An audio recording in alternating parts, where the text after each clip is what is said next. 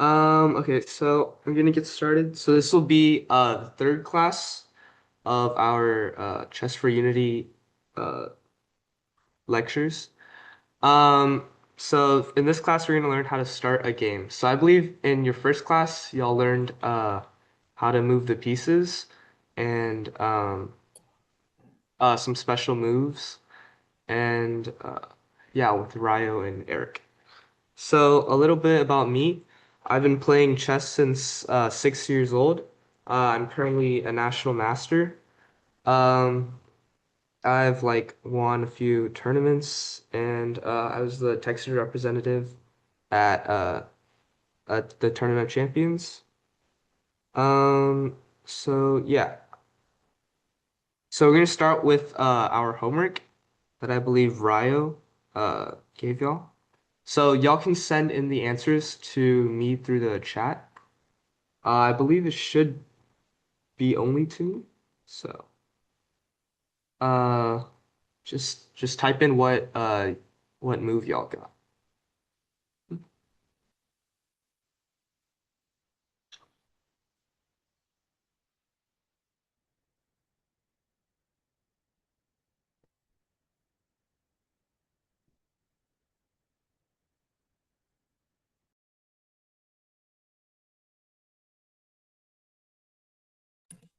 My chat is disabled. Yeah, so you have to press new chat and then do like go to search by name and then I think it should just be me.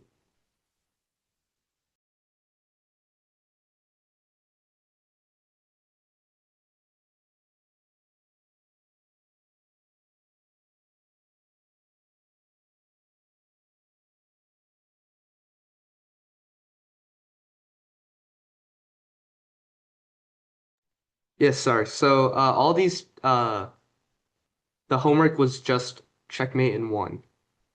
So checkmate in one move.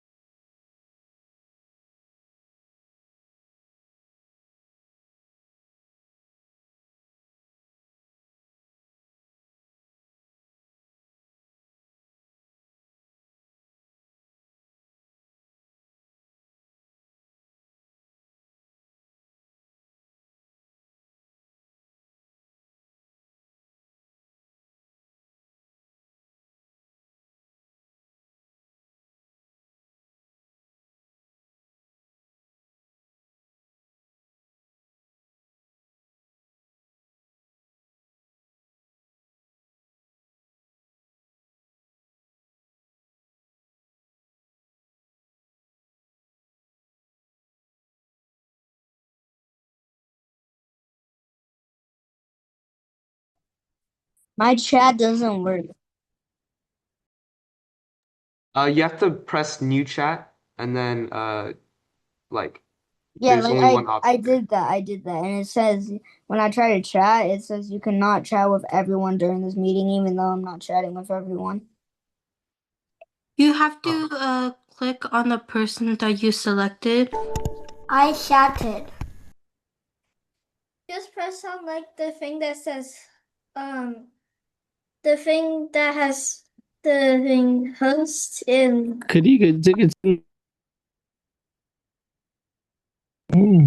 I clicked new chat and then I searched up Josh and then I clicked the host's name and then I'm trying to send something, and it says you cannot chat with everyone doing this Yes, thingy. No problem. I When think will you're it start? Messages.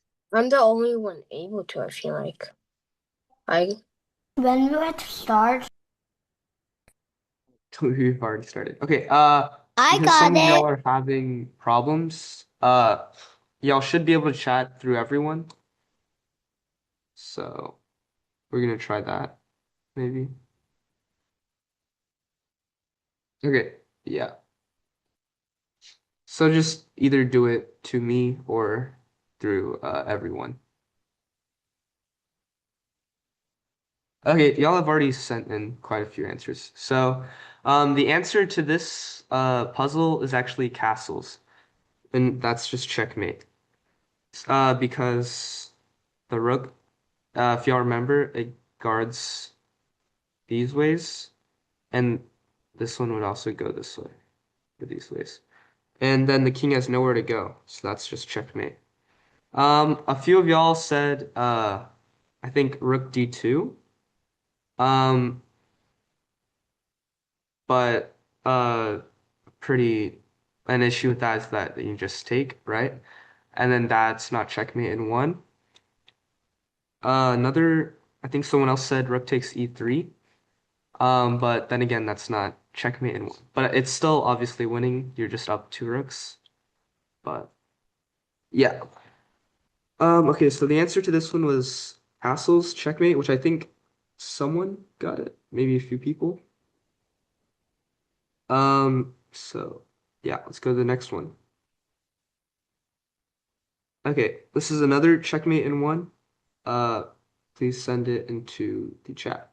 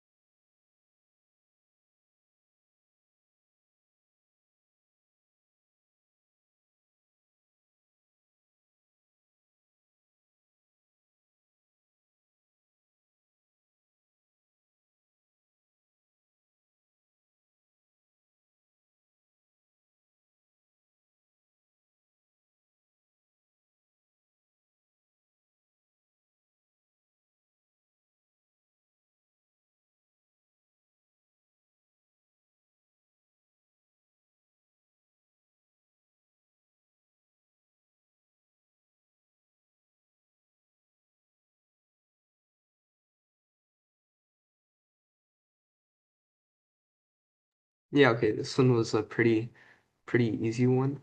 Yeah, so the answer is knight f6 check. The king has nowhere to go. Because the bishop and the king is guarding these two squares. So this is pretty, I mean, not really common, but like bishop and knight checkmate. So knight f6, that's it.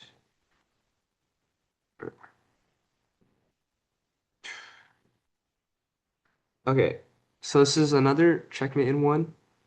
You're up to bishops, and how can you win?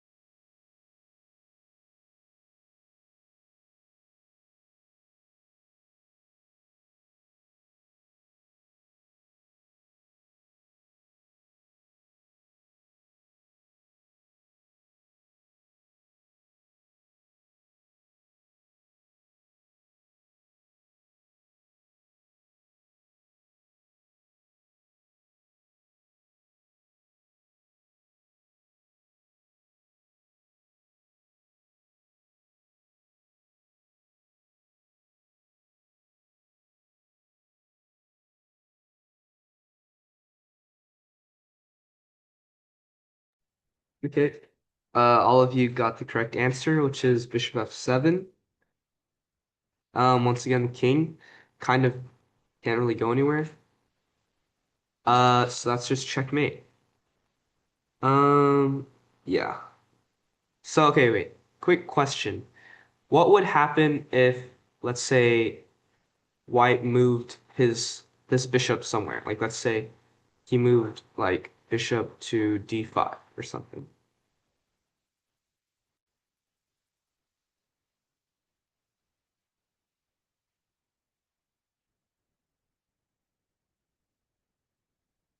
Yeah, so it's stalemate. And I think Ryo taught y'all this, maybe. So it's Black's turn, and Black has no legal moves to make. And that's what we call stalemate, as in it's just a draw because Black can't make any moves. So yeah, it's pretty nice puzzle. Okay, next one. Yeah, this one's also pretty nice. So checkmate in one, once again.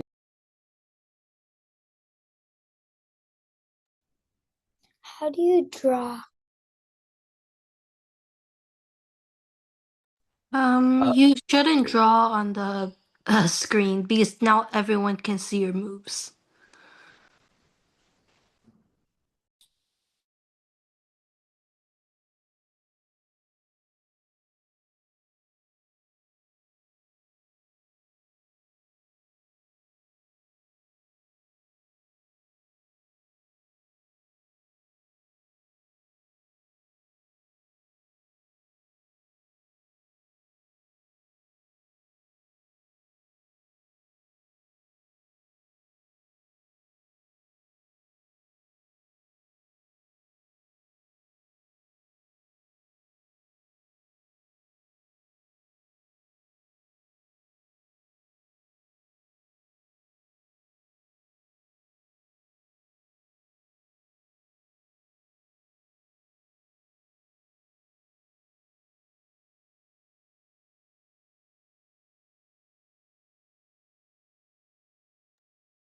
yeah, so this one is King F7, checkmate, and this is the only move that checkmates in one. The main like key point here is that this creates a discovery because before the king was blocking the bishop, and now that the king has moved, it's now attacking the black king, and the black king isn't able to move to e8 because this king is defending that. So for example, if you went king e6, then there would be king e8. Um, yeah, so this is called a discovered check. I think someone said that. So yeah, that's good knowledge. Yeah, I think that's all for this one. Okay. So now we're gonna start on the special moves quiz, which is like say en passant and stalemate, which y'all learned last week as well. So I just decided to do a quick like refresher. So this is just a game that I played against I am Justin Wang, who's a pretty respectable player. And then obviously oh, the opening doesn't matter. Oh, what's this?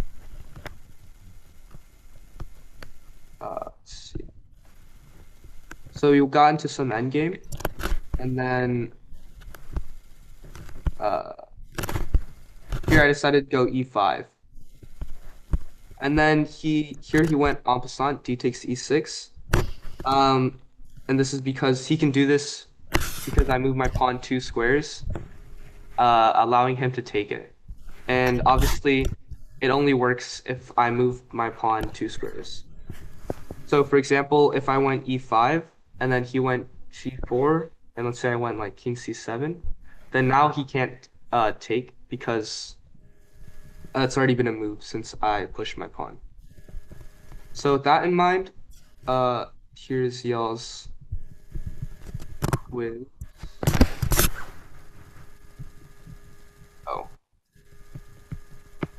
wait, where did it? Yeah, here it is. Oops. Uh, so here y'all have an issue. Which pawn can you en passant? And then make sure you do it in the correct like notation, such as, for example, A takes B5. If you have a pawn on A4, taking something on B5.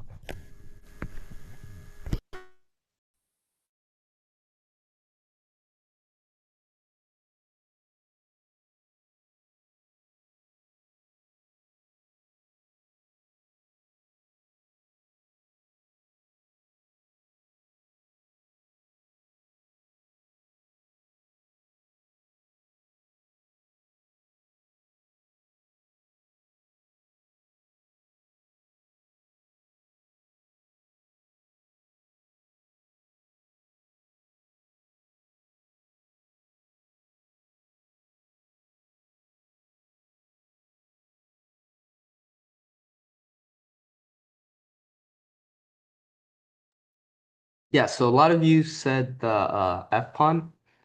The correct notation would be E takes F6.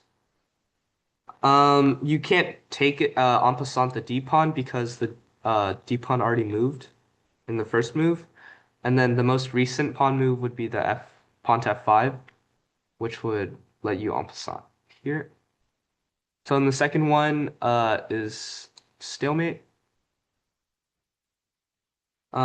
Yeah, so this is just another example game I found. It's like pretty cool stalemate idea. Uh, so this is a game between two computers, Shutter and Goal. I think in the computer championship or something. Um, so yeah, I'll just speak through this.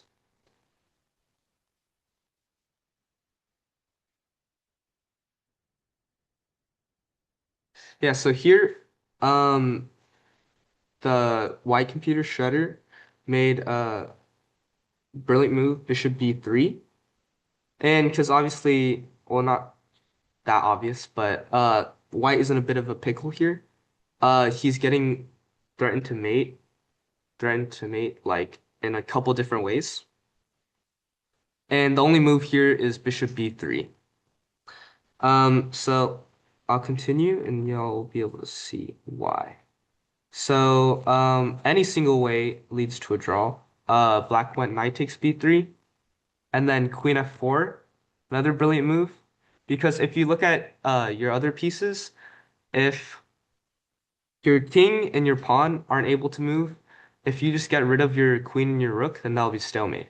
And that's what Shutter tried to do. Queen f4 check after g takes f4, rook b7 check, king c8, and then white's just trying to give away his rook. Because the moment they take, that's stalemate.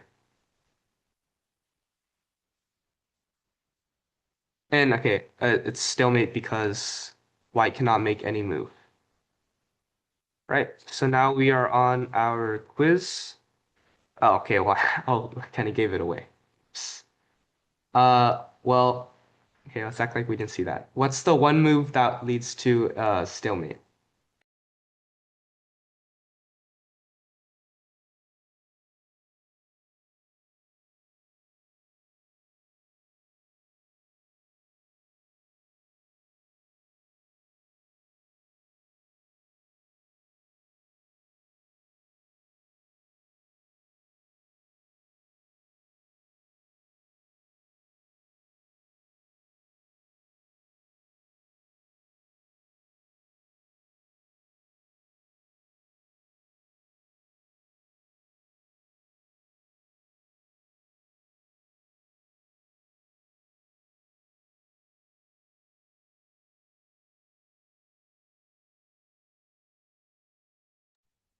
Yeah, so it is king g6.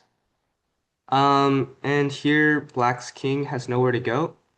So that's just stalemate. Any other move would result in black being able to move somewhere. For example, if you went bishop c2, trying to stop king h7, then king g8 would be a possible move. So this is all I have for this special moves quiz. So we're gonna get started on our actual material stuff. I can. Okay. So we are starting on openings today. So what is an opening? An opening is the starting of a chess game, which is the initial phase of a game. Usually it lasts about, I'd say, 0 to 20 of the first moves, so the 21st moves. But before we talk about how to start the game, we need to know how to set up our board first. So obviously, chessboard is 64 squares. Um, and when setting up, you always put white on the first and second rank. So I believe I think Eric already talked about the ranks and files of chess. So this is the first rank, if you can see my mouse, first and second rank, and then the seventh and eighth rank for black. So pawns are always on the second and seventh rank, second for white and seventh rank for black. The rooks are on the outermost side of the board, so they're going to be in the A file and the H file, and then the the knights are right next to them on the B file and G file, and then the bishops are next to them as well, the C file and F file. The queen is always on the same square color of itself, so the white queen would always be on the white or the light colored square, and the black queen would always be on the dark colored square. And the king would be on the last remaining square. So now we are at opening rule number one. Whenever you start a game, you always want to make sure that you control the center using your pawns and pieces. So I've highlighted here in green the center of the board. So this is the E4 square, the D4 square, D5 square, and E5 square. So the center is really, really important in chess as if you are able to control the center, you usually are able to dictate the game and usually have a lot easier game, a lot easier position, and usually win more. It also gives you a space advantage, attacking flexibility, and that's also the reason why the most common first moves are E4, the king's pawn opening, D4, the queen's pawn opening, and knight f3, the ready opening. Okay. So this is our first opening rule, and this is our second opening rule. You always want to make sure you develop your pieces, the knights and bishops first. So I know a lot of y'all like to use the queen a lot, but you never want to develop your queen too early in the opening as it's your most like powerful piece, but it's also the piece that gets the most like harassed in the opening if you move it out. So the knights and bishops help with opening rule number one. So in the first stages of the game, you use your knights and bishops to help control the center of the game. So here I have a very common opening called the Roy Lopez, and it starts with E4, E5, knight f3, knight c6, and then bishop b5.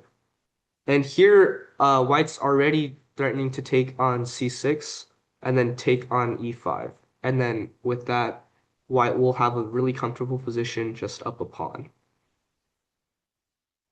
And yeah, good squares set up good opportunities. So you always want to make sure you put your pieces on good squares. And by good squares, I mean active squares that are actively doing something.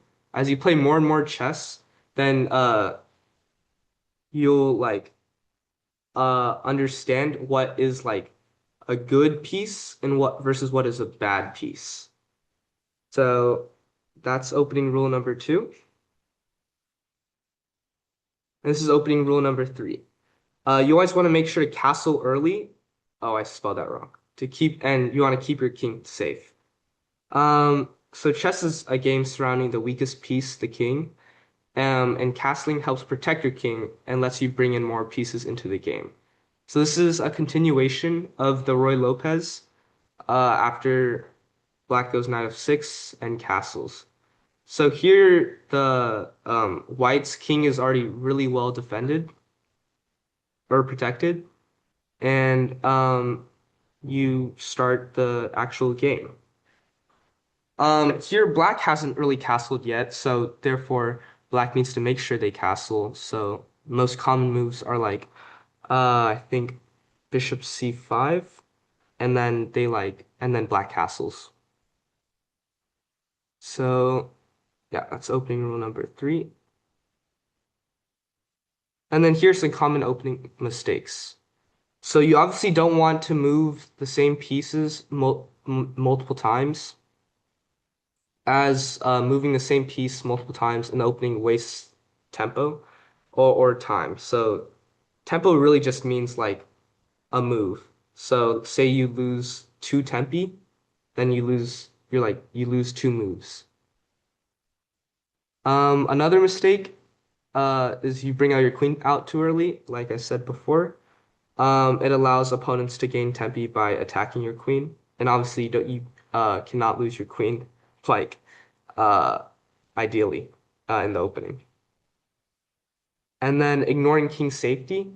So many times it's like pretty easy to get caught up in the game and forget that your king needs to be protected. So this is pretty common in low level games where both sides just don't castle, and many times there's a lot of like missed opportunities.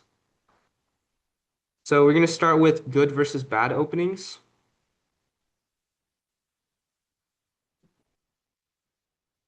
So okay, so here I'll have a opening here, and then you have to tell me, send me a message on if it's good or bad for white. We're gonna look at it from the white perspective. So here I have e4, knight f6. So this is called the Alekhines opening for black. So then white goes e5, attacking the knight, and then so black goes knight d5, c4, knight b4, d4, h6, knight f3, g6, knight c3, and then that's the end.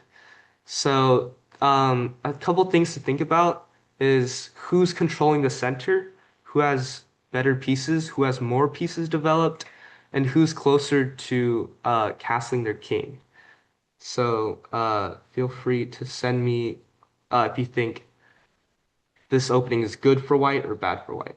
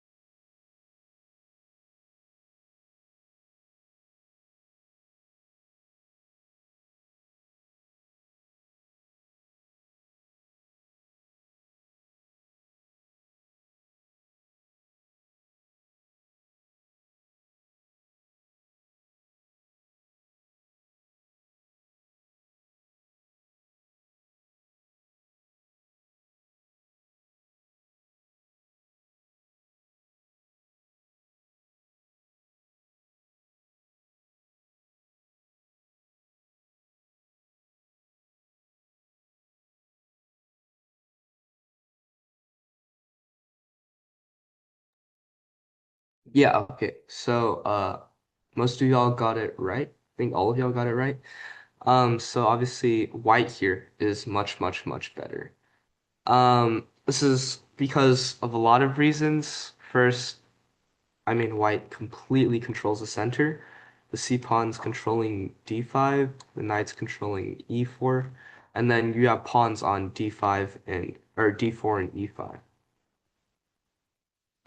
Second of all, white's pieces are a lot better.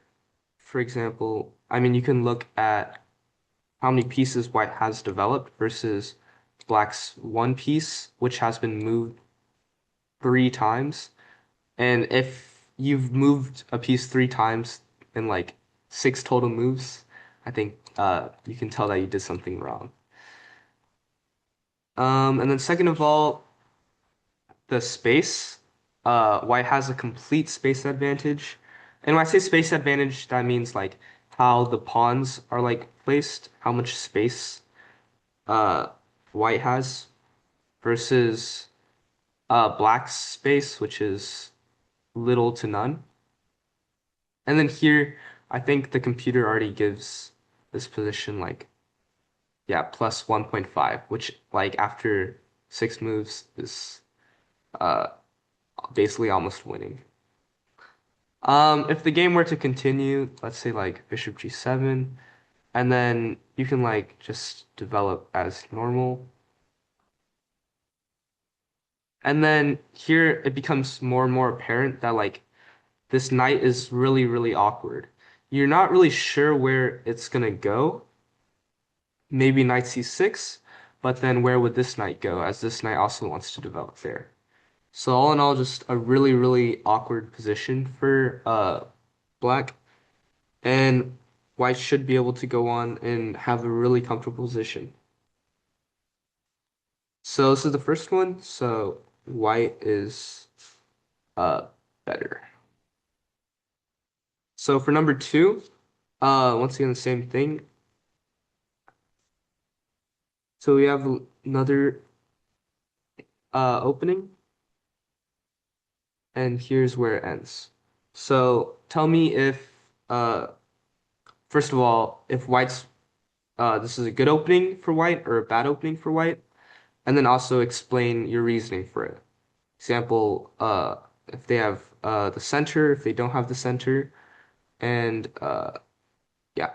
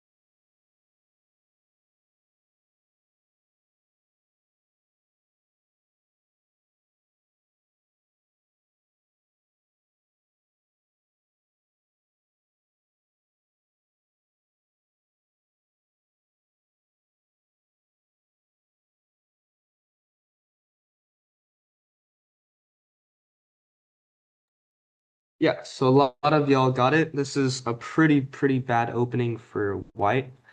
For one, black already has 4 of his pieces developed, and white's pieces are all still in the back rank, waiting to be developed.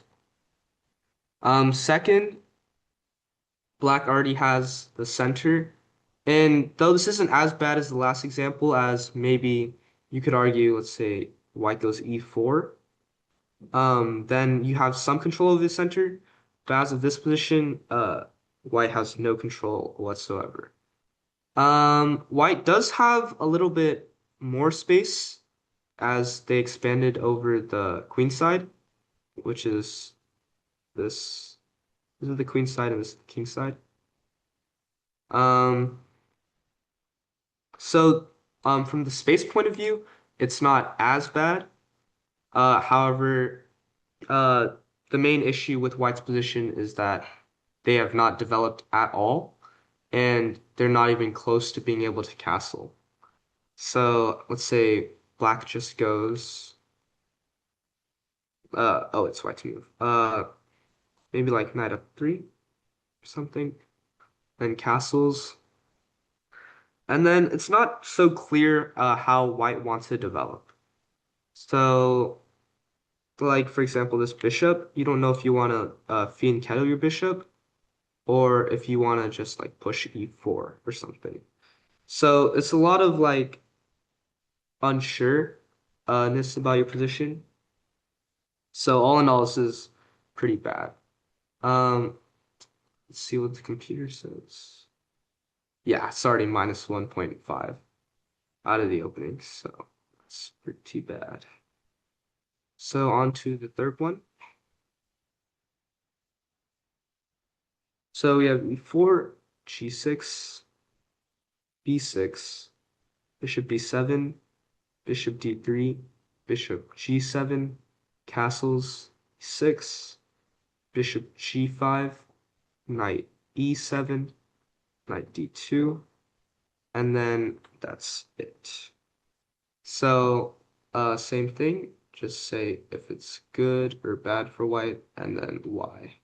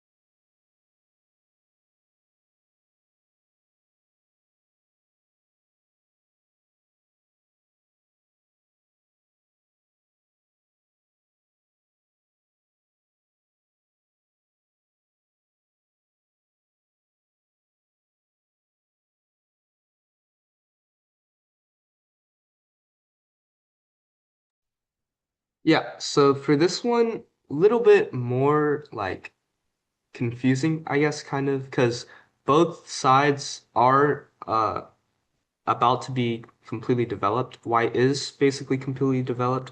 All they have to do is like go queen e2 and then connect the rooks, and then they are done with their development. Black still needs to castle and develop his knight, but after that, he should be set. White obviously has a center here, but it can be easily contested. For example, if I was black, I'd think about maybe pushing d5, and then now it's not so clear who really has the center um as the e4 square is being contested, and then let's say black goes like or white goes like rook e1, castles, and then now it's not really so clear. Black can go like knight d7 or something next few moves. And then, yeah, you have a game. So this one, it is slightly better for white, but it is not like as significant as the previous examples. So let's see what the computer says. Yeah, so about plus 0.7. So still a pretty comfortable position for white, but not winning by any means. So, yep, that is that one. And now we're on to the last one. So g4, h3, d4, e4, c4, bishop d6, e3, 6, knight c3, castles, bishop d2, bishop e6, takes, queen b3, knight c6, rook c1, and that is it. So, same thing. White's, this is a good opening or a bad opening for white, and then why?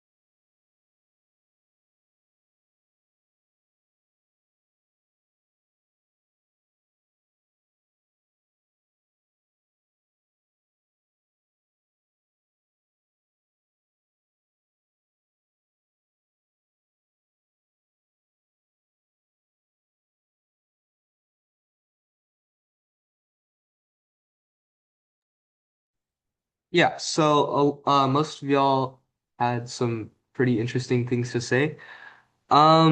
This one, it's not as clear as other positions, as not one side has all the advantages.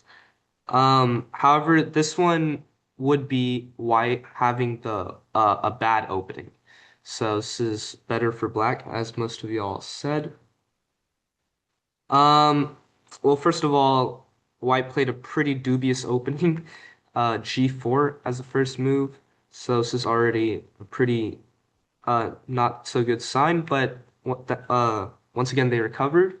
C4 and then knight c3.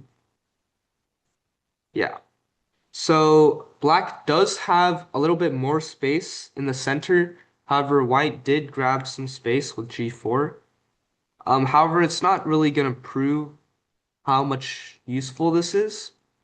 However, this is pretty a pretty good structure for black. Black's already castled while white isn't. Um, and also black's pieces are in pretty good squares. They're all actively doing something at least. And while white's knight is gonna develop to knight e2 next move, but that takes time and tempi. Queen b3, I think someone said like that isn't a good move, but in later openings, it is acceptable to move your queen out. You just don't really want like I see a lot of games that go like this in beginner like openings, and this is obviously just really really bad after just knight c6. Um, so yeah, if it's like later, moving your queen is fine, but in general, it's recommended to not move your queen until the middle game.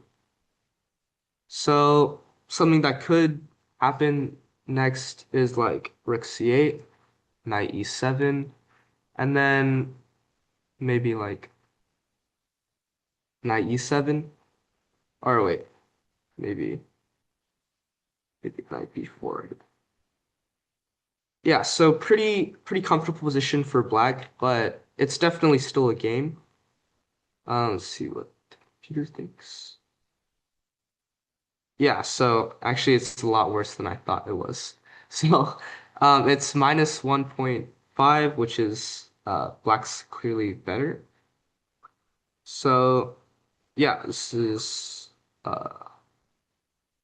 that's this one. So black is better. And then, yeah, that's that. I think we have our guided game next.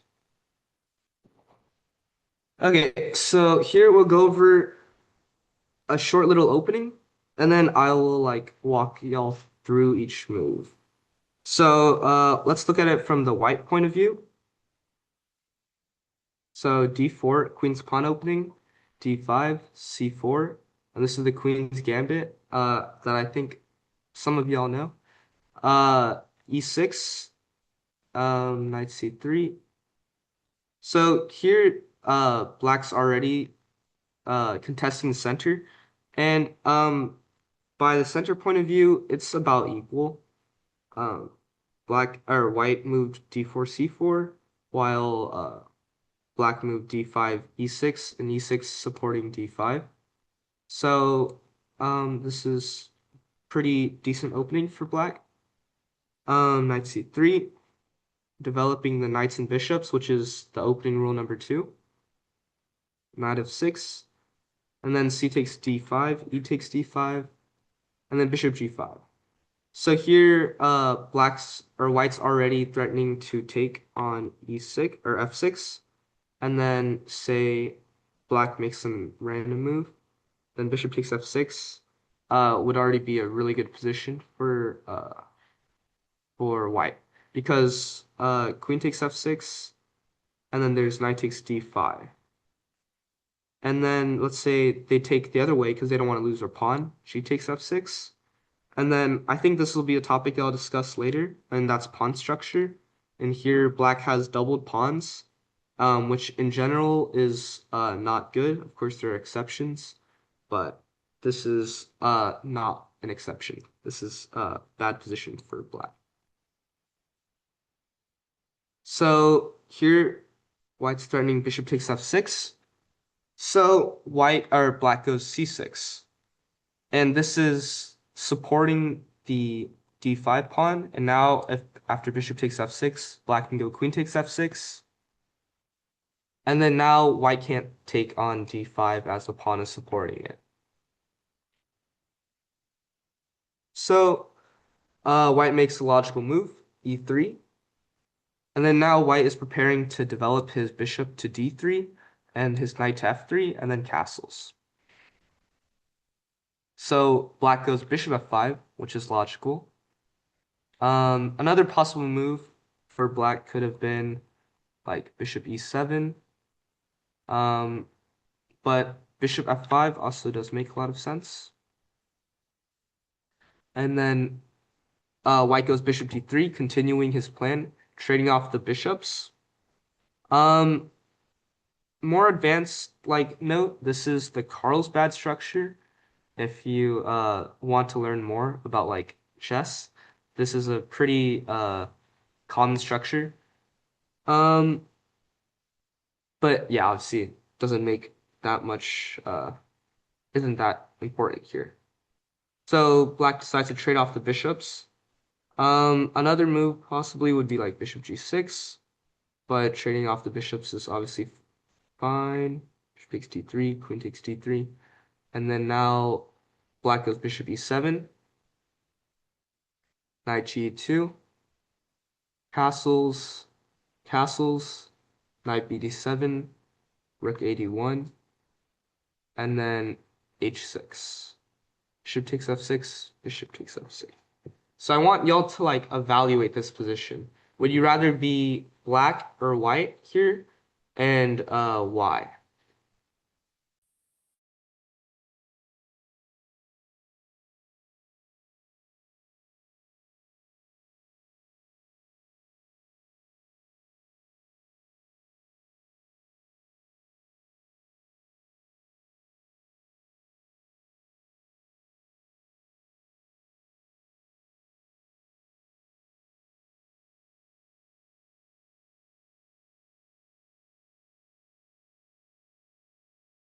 Yeah, sorry. The question is which side would you rather be and why?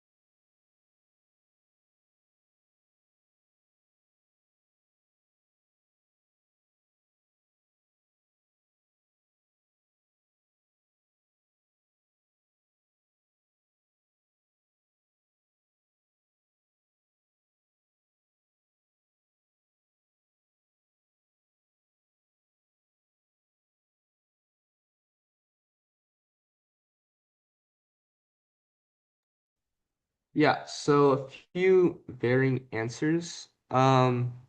I mean, it's more of like a matter of taste. Here the position is equal, so that means neither white nor black is better.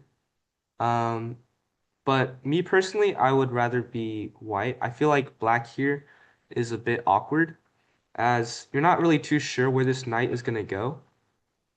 While I feel like white has a pretty clear plan with his pieces, like rook e1 or something, and then maybe preparing e4. But Black's knight is a bit awkward.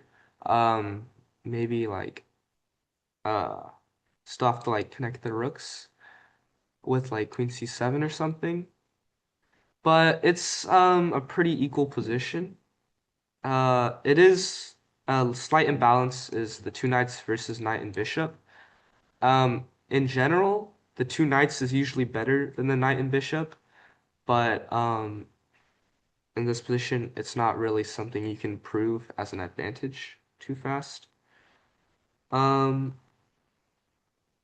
yeah, so there wasn't really a right or wrong answer to this one. It's more of like which one you prefer. I think the computer gives this as just like, yeah, white has a slight edge, but with perfect play, it should be a draw.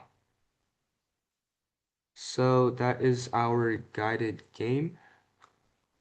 And then I think that's all I have today. So this is y'all's homework. You have to play one game and make sure while you're playing the game, ask yourself some questions. Do I control the center? How many pieces have I developed? Have I castled yet? Are my pieces on good squares? So these are like questions you should basically always be asking yourself. Um, I mean, chess is basically just self-checking. Um, so yeah, make sure you do this. I obviously have no way of making sure that you do this, but hopefully you keep yourself accountable. So does anyone have any questions?